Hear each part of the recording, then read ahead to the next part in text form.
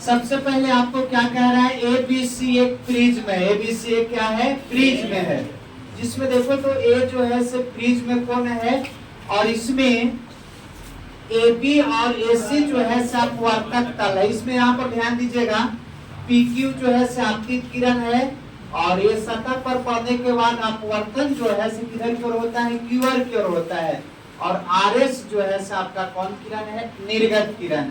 आपको मैंने बताया AC तल के साथ यहाँ पर आपतन कोण कितना बना रहा है, I1, और निर्गत किरण के साथ आपतन कोण यहाँ पर कितना बना रहा है, I2। और देखिए तो AC के लिए अपवर्तन R1 है, और फिर आपको यहाँ पर AB के लिए अपवर्तन R1 और AC के लिए क्या है, R2 है। अब इसमें यहाँ पर ध्यान दीजिएगा क्या होता है, पहला हम लोग एक त्रिभुज बन रहा है। कौन त्रिभुज बन रहा है, तो त्रिभुज QOR में, किसमें चले हैं, त्रिभुज QOR में। अब QOR में चले तो देखिए बहिष कोण है। कौन कौन, बहिष कोण। बहिष कोण दो अंतर कोणों के योग के क्या होता है, बराबर होता है। बहिष कोण क्या होता है, दो अंतर कोणों के योग के बराबर। तो अंदर वाले देखो है, और ये बाहर वाला है, तो देखिए बाहर वाला कोण दोनों अंतर वाला कोण क्या होता है, योग के बराबर होता है। ठीक है, अब यहाँ पर ध्यान दीजिए, लेकिन अंदर वाला कोण जो है हम लोग को मालूम नहीं है। तो देखो इधर जब I1 है तब पूरा क्या होगा, I1, और नीचे क्या है मालूम, R1।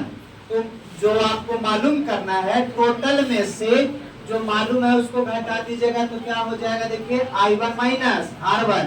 उसी प्रकार इधर निकालिएगा तो I2 माइनस कितना, R2, माइनस R1 दोनों को एक जगह लिख दिए, दोनों में माइनस कॉमन मिल रहा है। I1 plus I2 minus R1 plus कितना हो गया, R2। ध्यान देना है यहाँ पर बाबू, एक और त्रिभुज बन रहा है, नीचे वाला त्रिभुज में चल रहे हैं। नीचे वाला त्रिभुज कौन है, QO'R, QO'R में।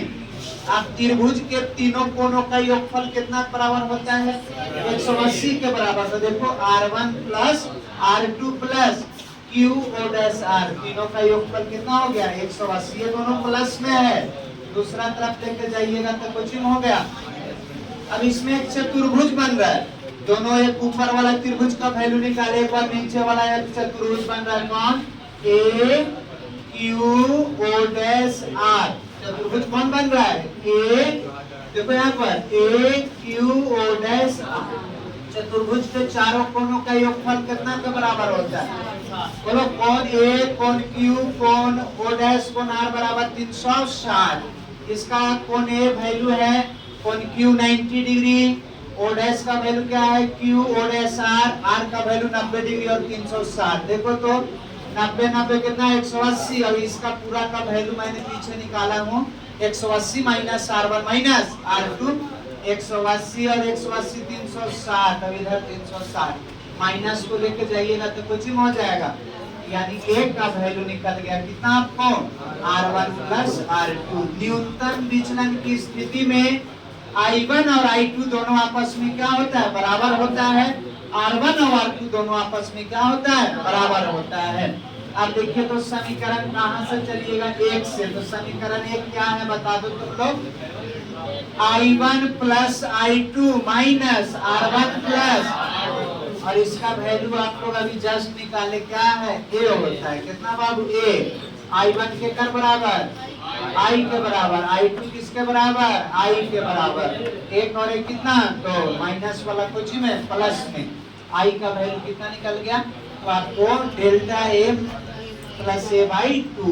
उसी प्रकार समीकरण 3 से चलिएगा तो क्या है बाबू, R1 प्लस R2, और R1 भी R है और R2 भी R, तो 2R बराबर A, तो R का वैल्यू निकल गया कितना, A बाई 2। यानी हम लोग को निकालना था I का वैल्यू और R, दोनों निकल गया। अब क्या कहता है, स्नेल का नियम से, किससे चलेंगे, स्नेल का नियम। स्नेल का नियम क्या होता है, तो म्यू बराबर साइन I बटा साइन R। म्यू बराबर क्या होता है, तो I का वैल्यू क्या था, delta M A plus divided by 2, और R का वैल्यू A बाई 2। यानी आपसे पूछेगा कि प्रिज्म में अपवर्तनांक के लिए सूत्र क्या होता है, तो म्यू बराबर sine delta M plus A by 2 divided by sine A by 2। ये आपको 5 नंबर में पूछेगा क्वेश्चन, आपको बिहार बोर्ड में। और पूछा हुआ भी क्वेश्चन है, ठीक है। चलिए